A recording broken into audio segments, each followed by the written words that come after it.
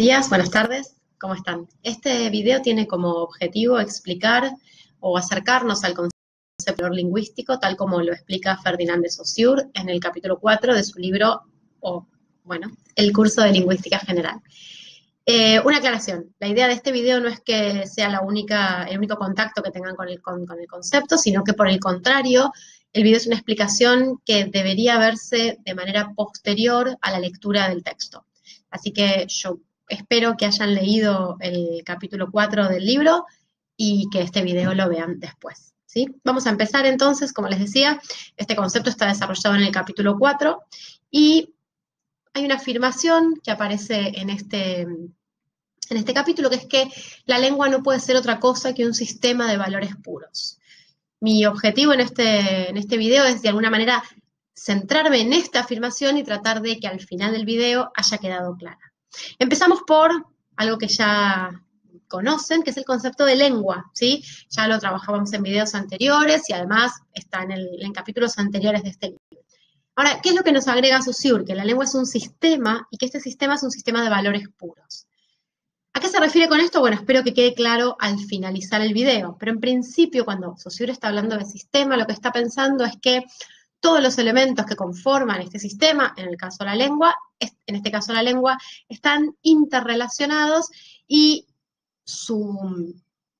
de alguna manera su peso depende del peso de los demás. Y este es básicamente el concepto de valor al cual me voy a referir durante todo el video. Saussure además, en este mismo un par de paginitas después, dice que es necesario partir de la totalidad solidaria para obtener por análisis los elementos que encierra. ¿Qué quiere decir con esto? Partir de la totalidad solidaria quiere decir que el analista, el lingüista, debe partir de la totalidad de la lengua, ¿sí? Para después, a partir del análisis de esa totalidad, poder reconocer o poder encontrar cómo es cada uno de los elementos que la comprenden. ¿Por qué esto se relaciona con el concepto de valor? Porque vuelvo a esto que les decía recién, como la lengua es un sistema, cada uno de los elementos que conforman nuestro sistema lingüístico van a estar estrechamente vinculados con el otro, de forma tal que ningún elemento tiene un peso propio, sino que el peso que cada elemento tiene le es dado por los otros elementos que están en relación. Por ejemplo, si pensamos en los adjetivos, ¿sí? La terminación, voy a hacerlo muy simple, hay otras terminaciones de adjetivos. Me voy a quedar con los adjetivos que terminan en femenino o en masculino, en A o en O. Por ejemplo, lindo, linda, ¿sí? Hasta hace varios años, acá en Argentina, lindo lo utilizábamos para el masculino y linda para el femenino, ¿sí? Y había dos términos involucrados en esa relación. Para aquellas cosas para las cuales no usábamos linda, y para aquellas cosas para las cuales no usábamos lindo, ¿sí? Ahora, en los últimos años emergió una nueva forma, que es lo que llamamos, o lo que algunos llaman, lenguaje inclusivo. Me voy a detener solo en el adjetivo, es mucho más complejo el fenómeno, ¿sí? ¿Qué ocurre? Estos adjetivos que tenían dos terminaciones, A para femenino o para masculino, aparece una tercera terminación, que es la E. Esa E viene a ocupar el lugar que tenía el masculino, viene a ocupar el lugar que tenía el femenino. El femenino ahora es lo mismo que antes, el masculino es lo mismo que antes. No sé si les pasa a ustedes cuando hablan que sienten que no pueden utilizar el masculino como lo usábamos hace algunos años. Porque esta emergencia de esta nueva forma lingüística, que todavía, claro, no sabemos si va a quedar, si no va a quedar, la lingüística es una ciencia que trabaja con mucho tiempo, ¿sí? Pero sí sabemos que hay una cierta inestabilidad en el sistema. Aparece esta E que irrumpe y que nos permite repreguntarnos justamente qué valor tiene la A de femenino, qué valor tiene la O de masculino. Y ojo, cuando hablo de valor acá, no hablo ni de importancia, ni de algo de afectivo, ¿sí? Lo que le pasa a cada uno, a mí me gusta más la O, me gusta más la A, no, nada de eso, sino qué valor dentro del sistema lingüístico, qué peso, ¿sí? Tiene esa femenino y esa forma masculina. Entonces, por eso es que necesitamos partir de la totalidad solidaria, en el caso del español, pensábamos en estos dos géneros, femenino y masculino, y empieza a irrumpir un tercer género, este neutro o bueno, todavía no tiene nombre, de hecho, esta tercera forma que de alguna manera cambia el sistema. Y esos dos elementos individuales, separados, ya no se pueden pensar solos en su relación entre ellos, sino que de a poco vamos teniendo que pensarnos con una relación con un tercero. ¿Sí? Insisto, todo esto es un análisis muy poco profundo de una situación muy contemporánea, por lo tanto, no sabemos lo que vaya a pasar. ¿Bien? Para explicarnos qué es el valor, Saussure en el capítulo 4 hace una distinción, distingue el valor en su aspecto material y el valor en su aspecto conceptual.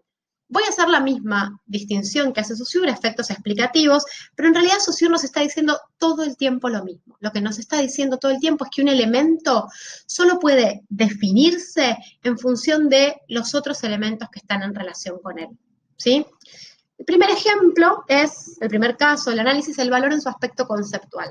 Y acá Saussure hace una distinción entre valor y significación. No es demasiado trascendental esta distinción, pero me voy a detener un poquito. ¿A qué se refiere significación?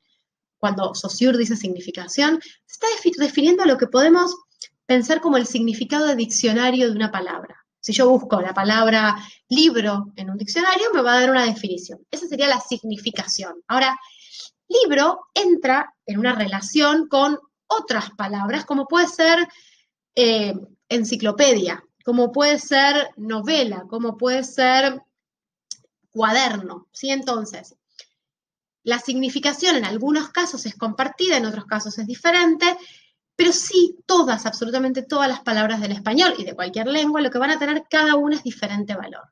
Pongamos por caso el ejemplo de casa. Casa y hogar, la significación puede ser similar. Ahora, el valor va a ser distinto. Básicamente porque, no lo dice Saussure, lo dicen otros lingüistas, si existen dos palabras en la misma lengua o dos formas, es que no están diciendo lo mismo. Cada una tiene un valor distinto. Y ese valor, vuelvo a esto, no es un valor personal asociado a mi experiencia individual, sino que es un valor en el sistema de la lengua. El ejemplo que traigo para que pensemos, que es un ejemplo que no está en Saussure hay muchos ejemplos de palabras, es un ejemplo que tiene que ver con el sistema pronominal del español o los pronombres que utilizamos.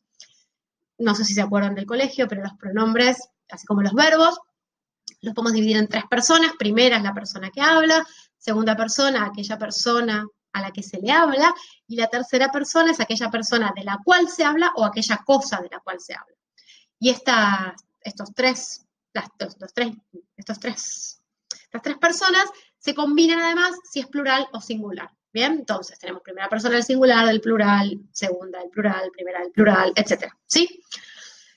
En el español de América Latina y en el español de España vemos algunas diferencias, ¿sí? Las marco rápidamente. Por ejemplo, ¿cuál es? En la segunda persona del singular, tanto en el español de América Latina como en el español de España, hay una distinción entre una segunda persona formal y una segunda persona informal. Esa segunda persona formal es la que en Argentina y en España también me dirijo a ella con el pronombre usted, mientras que la segunda persona informal en Argentina con el pronombre vos, en otros países latinoamericanos con el pronombre tú y en España con el pronombre tú. Entonces, esta diferenciación formal-informal que existe en el singular, en el plural, ¿existe? Bueno, más o menos.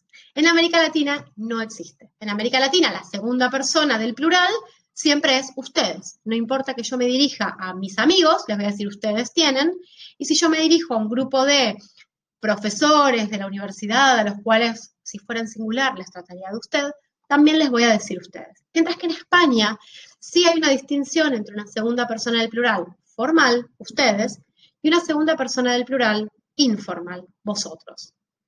¿Qué quiere decir esto? ¿Que el español de España y el español de Latinoamérica no son la misma lengua? No, pero sí que el ustedes del español de España y el ustedes del español de Latinoamérica no tienen el mismo valor, no son mutuamente intercambiables, ¿sí? El ustedes del español de Latinoamérica cumple, de alguna manera podemos pensar que tiene dos funciones, formal e informal. ¿Es más importante que el de España? No, es distinto, solamente distinto. Si acá en Saussure no estamos pensando en grados de mejor, peor, mayor, superior, inferior, no, sino solamente en grados de diferencia. Entonces, el ustedes de Latinoamérica no tiene el mismo valor que el ustedes de España. ¿Por qué? Sencillamente porque el ustedes de Latinoamérica no comparte espacio con otra segunda persona del plural. ¿Sí? El ustedes de Latinoamérica, ¿de qué se diferencia? Del nosotros, que es la primera persona, y del ellos, ellas, ellas, que es la tercera persona, ¿sí? O del singular. En cambio, el español, a ese ustedes, a esas oposiciones que también tiene el latinoamericano, además le suma otra más, que es esta oposición formal-informal. Entonces, cuando Saussure dice que en el aspecto conceptual, en el aspecto de las ideas, lo único que podemos encontrar son diferencias, se está refiriendo a esto. ¿Cómo sé yo qué es ustedes? En Latinoamérica lo puedo saber a partir de su oposición con los otros pronombres que también forman parte del mismo sistema lingüístico del español de Latinoamérica. Lo mismo en España. ¿Qué es ustedes? La única forma que yo puedo saber qué es ustedes es a través de la oposición con los otros pronombres. ¿Sí? Esto en el plano conceptual. También Saussure pone un montón de ejemplos con el significado de las palabras. Me pareció que capaz quise ser un poco más claro, pensarlo en términos más gramaticales. Piensen en el plural, ¿sí? Ahora, Saussure también lo analiza en el plano material, es decir, más relacionado con lo que podemos hablar de los sonidos, pero con el lado del significante. Y acá es un poco más difícil verlo dentro de la misma lengua, por eso les voy a traer un ejemplo de otra lengua que quizás alguno de ustedes conozca, pero primero vamos a ver el español. Fíjense en el español. Tenemos las dos palabras que aparecen primero, ¿sí? Estas dos primeras, que son bata y pata, y las dos segundas que son dado y dato. ¿Cuál es la oposición que se establece acá entre la B y la P, o el sonido más que la letra, de la B y la P, y esta con esta, ¿sí? O sea, la D con la T en el segundo caso. ¿Qué es lo que me está diciendo acá? El español lo que me está mostrando, en esta oposición que estoy marcando, es que esta B y esta P y esta D y esta T tienen algún tipo de oposición que me permite a mí distinguir significado. Me permite mostrar, me permite hacer algo con la lengua que no en todas las lenguas es así. No todas las lenguas van a distinguir estos sonidos, ¿sí? Piensen, ustedes, si alguno de ustedes aprendió una lengua extranjera, en mi caso yo había aprendido inglés, y a mí siempre me costó mucho escuchar oposiciones que para un hablante de lengua inglesa son normales. Vieron esas palabras, no sé si alguno estudia inglés, pero esas palabras que son sheep, una es oveja y la otra es barco. En mi caso, las pronuncio de la misma manera y de hecho las escucho, salvo que haya un contexto, me cuesta mucho escuchar la diferencia, ¿sí? Los hablantes nativos de inglés sí escuchan esa diferencia y pueden reconocerla fácilmente y pueden producirla fácilmente. ¿Por qué es esto? Porque venimos de alguna manera, nuestra lengua nos permite escuchar distintas oposiciones como importantes y otras oposiciones no las podemos escuchar directamente, ¿sí? Esta oposición B y P, D y T es, por ejemplo, totalmente irreconocible y completamente inútil para un hablante de una lengua como el chino. En general, las lenguas, bueno, más allá de todas las lenguas que hay en China, pero la lengua oficial de la República Popular China no hace esta distinción, ¿sí? Entonces, muchas veces si van a un supermercado de propietarios chinos, van a escuchar que estas D y estas T suenan raras, no suenan exactamente igual como las pronunciamos los hablantes nativos de español. ¿Por qué? Porque en su lengua esa oposición no existe. En cambio, en chino, que es una lengua tonal, sí hay otro tipo de oposición que son los tonos, que a nosotros nos cuesta muchísimo escuchar y producir. En español, los tonos los usamos solamente en una frase y para indicar cuestiones como si es una pregunta o una afirmación. Por ejemplo, yo a un amigo le puedo preguntar a una amiga, le puedo preguntar, ¿llegaste bien? ¿Llegaste? O le puedo decir, llegaste. Y esa diferencia en cómo entono la frase, o la palabra en el segundo caso, es lo que va a cambiar el significado de lo que quiero decir, lo que quiero hacer con la lengua. Pero el verbo sigue siendo el mismo, la palabra sigue siendo la misma, etc. En cambio, el chino no. El chino tiene 4/5 tonos, el quinto tono medio no se trabaja mucho, tiene 4 tonos en principio, y esos 4 tonos van a cambiarme por completo el significado de la palabra. Vemos acá 4 ejemplos, fíjense, no sé si pueden verlo bien, pero la escritura en chino es distinta para las 4 palabras, ¿sí? Ahora, si lo vemos en alfabeto latino, yo le puse el número acá, pero no iría con el número acá. Ahora después explico qué es el número, ¿sí? Entonces, se diría igual o casi igual, para oídos de un occidental les juro que se dice casi igual, ahora se escribe distinto porque justamente significan cosas diferentes. El primero, que tiene el número 1 porque es primer tono, significa mamá y se pronunciaría algo así como ma. El segundo, ¿sí? Tiene segundo tono, o sea, es un tono que asciende y se pronuncia ma. Y sería, la traducción no es exacta, se usan palabras sésamo y en cáñamo o algún tipo de cáñamo, de madera, de ese tipo. El tercer caso, tercer tono es un tono que baja y vuelve a subir, entonces es ma. Ese tono, por ejemplo, está en la palabra caballo, entonces si alguien dice ma, es caballo, ¿sí? Entonces, ma es mamá, ma es caballo, ¿se entiende? El cuarto tono es un tono hacia abajo, directamente, entonces es ma. Y esta palabra significa insultar. Entonces, fíjense como una oposición que para el español es completamente poco importante y solo en algunos casos la utilizamos para hacer preguntas, pero en realidad no es algo que cobre valor, en chino es muy importante. Y a su vez, algo que en el español tiene un valor particular, que es esta oposición B y P, en chino no la tiene. Entonces, volvemos a esto. ¿Qué es lo que hay en la lengua? En la lengua hay solamente oposiciones. Por eso Saussure dice esto. En la lengua no hay más que diferencias. Todavía más. Una diferencia supone, en general, términos positivos entre los cuales se establece.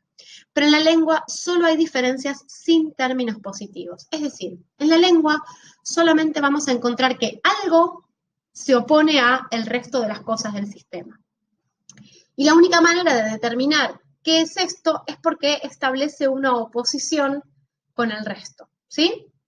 También dice Saussure, la prueba está en que el valor de un término puede modificarse sin tocar ni a su sentido ni a su sonido. Ahora voy a esto. Con el solo hecho de que tal otro término vecino haya sufrido una modificación. Para entender más claramente esta frase, vuelvo al ejemplo que les di al principio del lenguaje inclusivo. ¿Cambió linda en el sentido? ¿Cambió en su significante, en cómo suena? No, nada. ¿Cambió lindo? Tampoco. Ahora, la aparición de un nuevo término hizo que lo que cambiara fuera el valor, ¿sí? El valor de cada uno de esas dos formaciones de género, femenino o masculino. Entonces, para concluir, Saussure, una de las cuestiones que nos va a decir, y esto es importante para pensar el concepto de valor, es que en la lengua solo hay oposiciones. Por eso es que el concepto de valor es tan central en la teoría saussuriana. Porque lo que nos está planteando Saussure es que la lengua en realidad es una forma. ¿Sí? Es una forma que lo que me va a establecer es que este se opone a este. Y cada uno de los elementos tiene un valor, sí. Pero ese valor deviene del sistema, no es propio. ¿Sí? No es que cada uno, no sé, el femenino tiene una importancia que no tiene el masculino. No, no, no. El femenino es porque está el masculino. Si no hubiera masculino, hay lenguas que no tienen marcación de género, por ejemplo el chino, si no hubiera el masculino, entonces no existiría el femenino de alguna forma, ¿sí? Porque existe por oposición al resto, ¿sí? Vuelvo a algo importante que quería marcar. Dice Saussure, en la lengua no hay más que oposiciones. Bien, estas oposiciones se dan entre los signos que componen una lengua. Es decir, cada uno de los signos se opone a los otros signos que componen el sistema. Ahora bien, una pequeña aclaración. Esa relación entre los distintos signos es opositiva. Es decir, este no es ninguno de los otros, ¿sí? Una aclaración. Saussure va a decir también que al interior del signo, es decir, la relación entre significado y significante, al contrario, es positiva. ¿Por qué? Porque, como veíamos en semanas anteriores, días anteriores, no sé cuándo lo leyeron, al interior del signo, significado y significante se atraen, ¿sí? Se reclaman recíprocamente, no pueden separarse. Entonces, esta relación opositiva se da entre los signos del sistema y la relación positiva se da al interior de cada uno de los signos. ¿Bien? Bueno, espero que haya quedado más claro el concepto de valor y cualquier cosa nos estamos escribiendo. Chau, chau, gracias.